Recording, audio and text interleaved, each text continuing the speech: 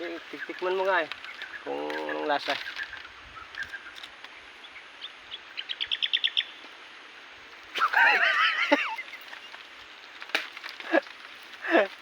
Pait. Ayan guys, yung lettuce oh. Napaka ano, ang ganda ng lettuce namin. Kaso ang problema dito guys, over na sa buwan. Ayan, sobrang laki na. Kaya ito pag tinikman, pag kinain, ito ay mapait, sobrang pait na. Ayan, titikman natin.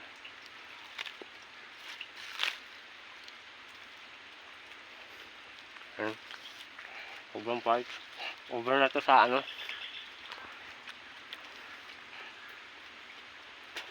Over na. Ito ay pagkain na ng to sa alaga naming rabbit. Yan. Dahil ito ay mapait na. Patitikman natin yung kasama natin. Patitikman natin kung anong lasa. Kung mapait ba o hindi pa.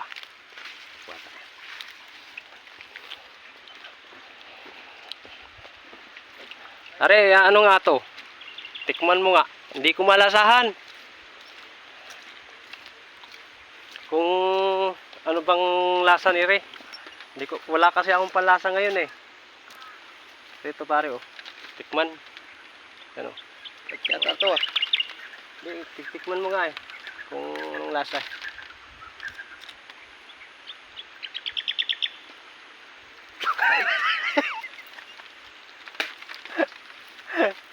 Pait.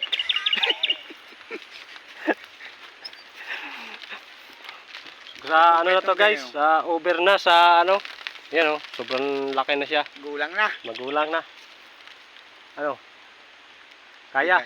Di kaya. Kahit rabbit di kaya yan. Eh. Yan oh. So sayang. Pinakain sa rabbit yan. Mali, pakakain na lang sa rabbit ano. Pwede na eh. Mamaya, bubunutin na. Bubunutin na. Mamaya, papakain sa rabbit yan. Yan guys, oh. Isda, ari din yan ah. Yan. Ito yung aming sobrang pait. Ta! Gawa na mapatda na, no? Hindi, sobrang patda. Sobrang patda na, no?